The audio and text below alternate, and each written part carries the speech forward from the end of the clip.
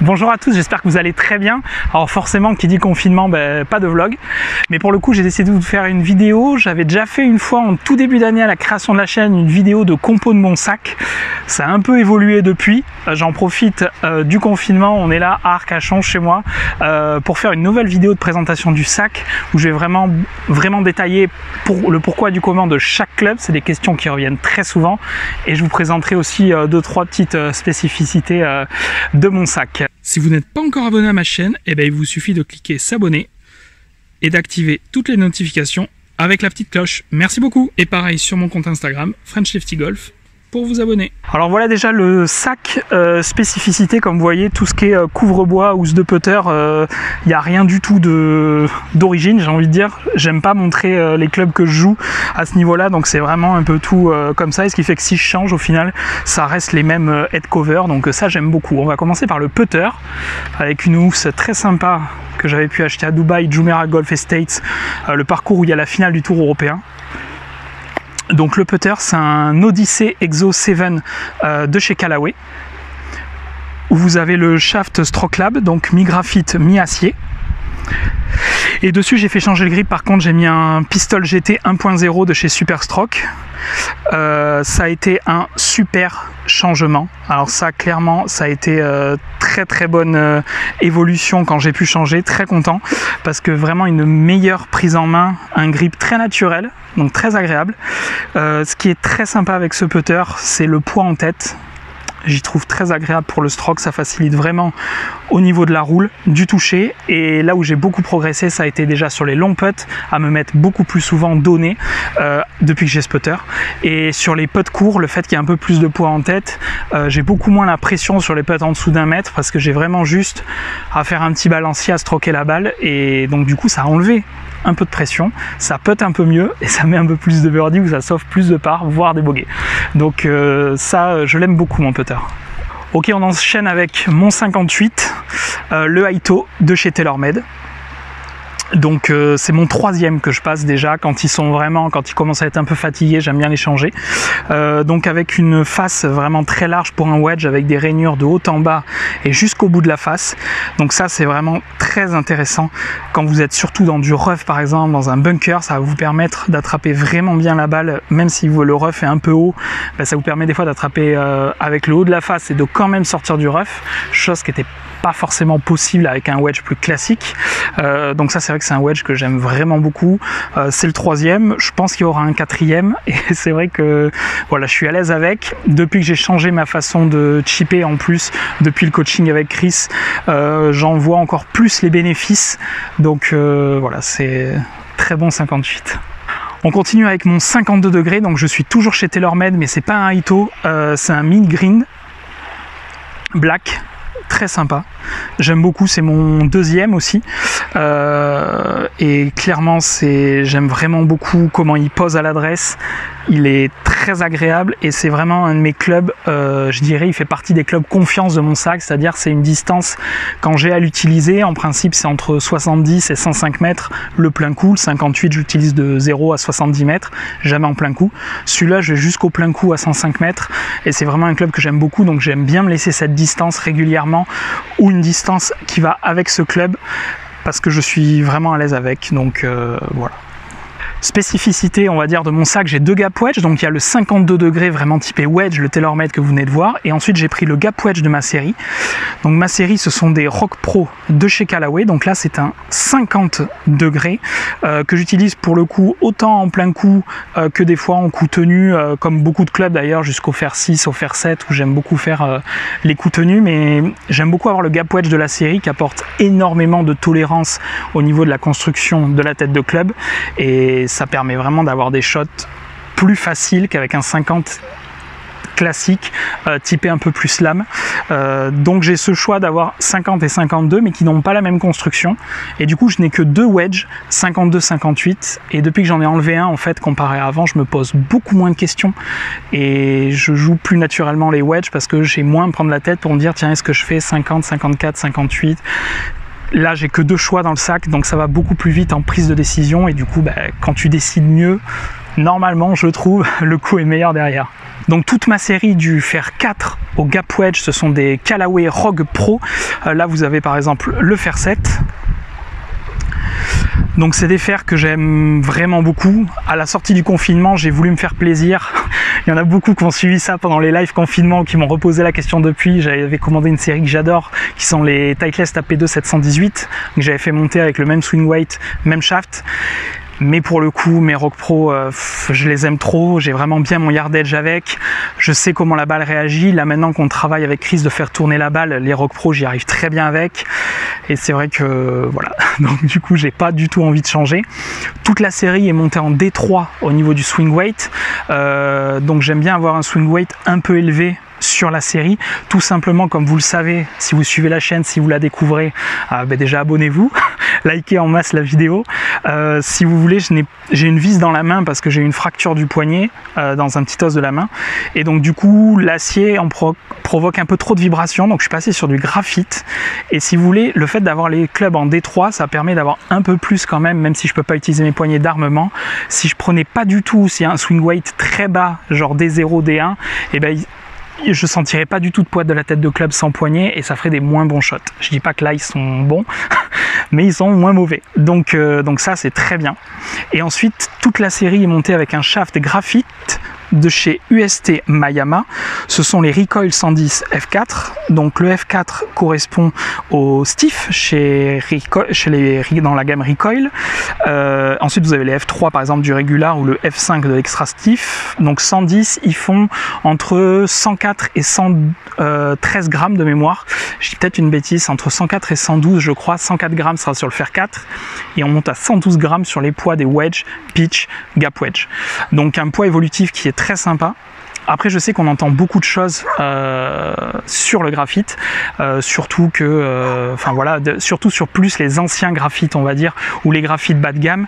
Là vous êtes sur un shaft graphite qui est vraiment haut de gamme, qui va vous apporter les mêmes sensations qu'un shaft acier en termes de retour d'info, et vraiment ils sont excellents. Donc même pour des shafts graphite, je les conseille beaucoup.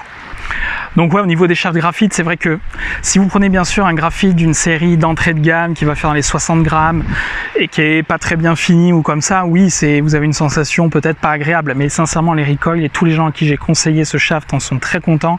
Moi qui jouais que de l'acier avant, je jouais même de l'extra stiff avant la fracture de la main. Je retrouve les sensations de l'acier, mais par contre avec un confort. Alors là on joue pas, on n'a pas l'impression que c'est l'hiver, là on est mi-novembre.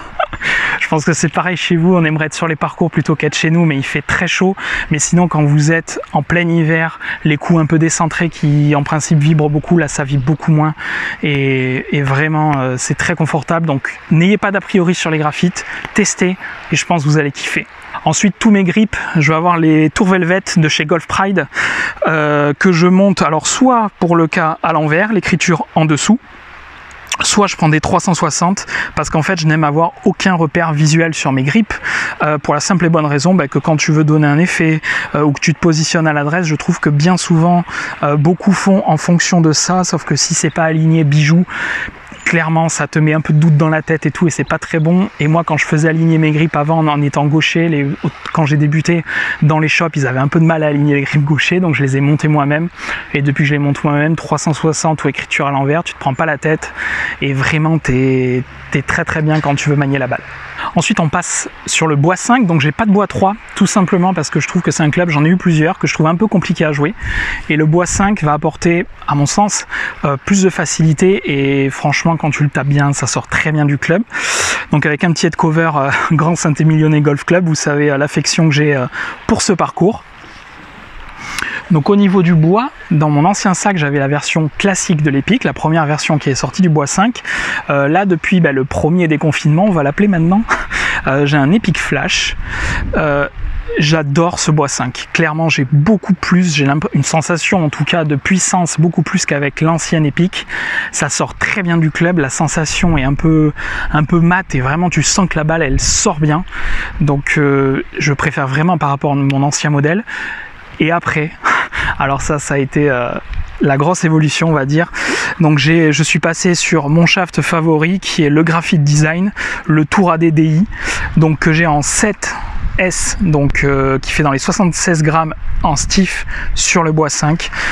J'adore ce shaft. Alors outre le fait qu'il soit très beau, il est encore, même si c'est un shaft on va dire un peu ancien, comparé au nouveau shaft un peu à la mode que vous avez sur le Tour dans beaucoup de sacs, c'est vraiment un shaft qui est encore beaucoup utilisé sur le Tour, qui apporte un vol de balle magnifique, qui vous enlève un peu de spin, et vraiment, moi je sais que je l'avais eu sur un ancien driver il y a quelques années, le soir même où je l'avais mis, j'avais réduit la dispersion et pris en distance, et là je le sens aussi vraiment au niveau du vol de balle, donc c'est pour ça que je suis très content quand j'ai changé de bois d'avoir pu mettre ce shaft qui m'a apporté de la facilité dans mon jeu.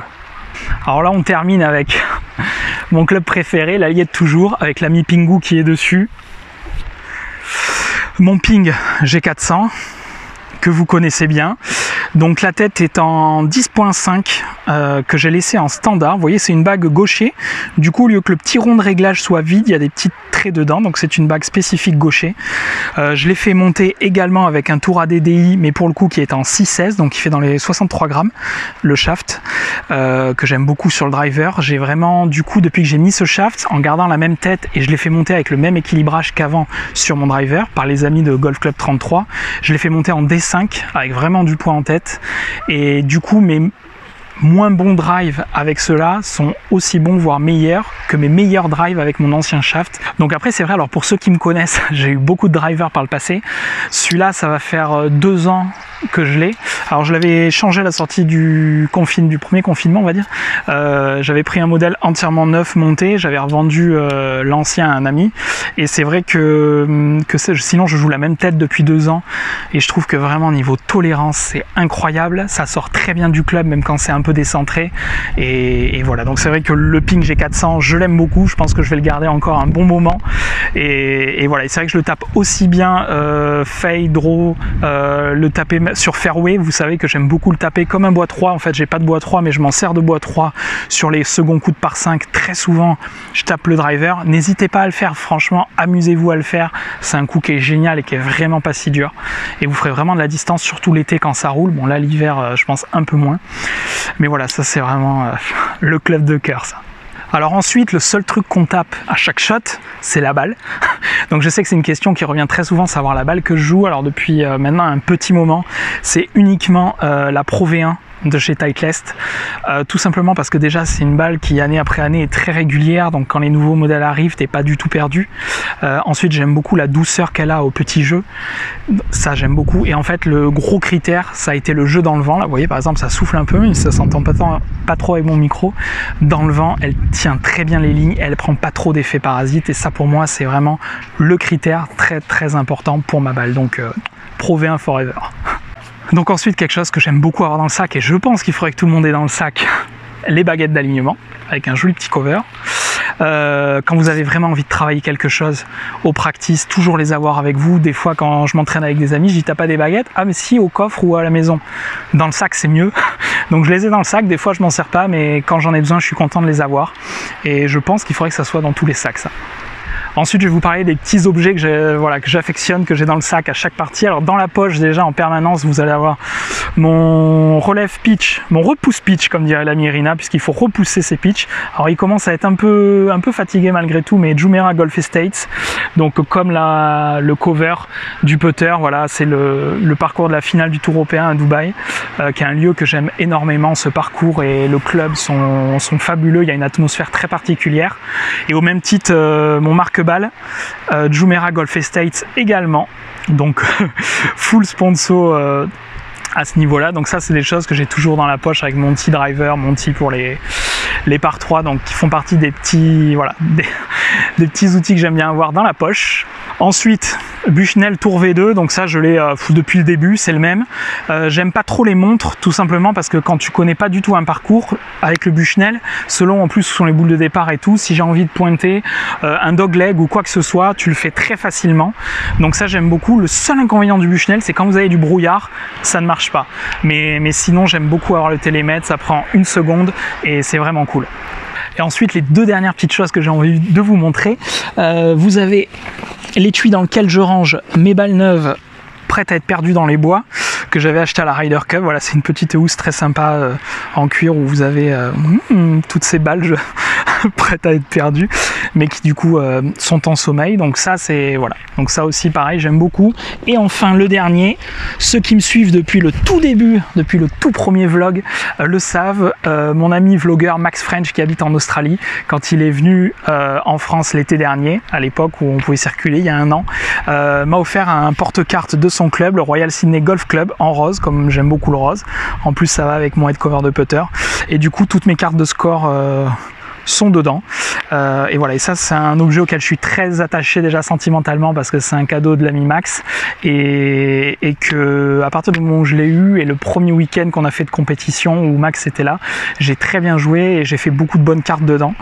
Et avec mon petit crayon, alors ça on va peut-être pas le voir, mais pareil c'est Saint-Émilion Golf Club pour l'affection que j'ai pour ce club. Bon et voilà, on se quitte avec cette vidéo compo du sac. J'espère que vous avez aimé. Si vous avez apprécié la vidéo, merci de mettre un joli pouce bleu, ça fait très plaisir.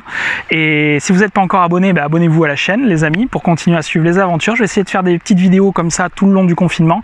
Et bien sûr tous les mercredis à 17 h comme au premier confinement. C'était le rendez-vous hebdomadaire, on se retrouve et on parle golf. Si bien sûr vous regardez cette vidéo qu'on est déconfiné, il n'y a plus de live le mercredi à 17 h, mais peut-être au 3e ou 4e confinement. En attendant, merci beaucoup. Si vous avez la moindre question sur le sac, quelque chose que j'ai oublié de dire, pourquoi le choix et tout, n'hésitez pas à la poser en commentaire. Surtout n'hésitez pas. Et ensuite, comme vous avez remarqué, je n'ai que 13 clubs. Je pense que l'année prochaine, il y aura peut-être un hybride dans les 20 degrés qui rentrera dans le sac. Si je pense que je ferai un joli fitting d'hybride, chose que j'ai jamais fait. Et j'ai vraiment envie de trouver un club là qui pourrait, je pense, m'apporter. Et voilà. Et puis s'il y a des évolutions l'année prochaine, on fera la nouvelle compo du sac de French Lefty en 2021. En attendant, merci beaucoup à vous. Faites du mieux possible pendant ce confinement. Amusez-vous, kiffez et on se dit à très vite. Merci.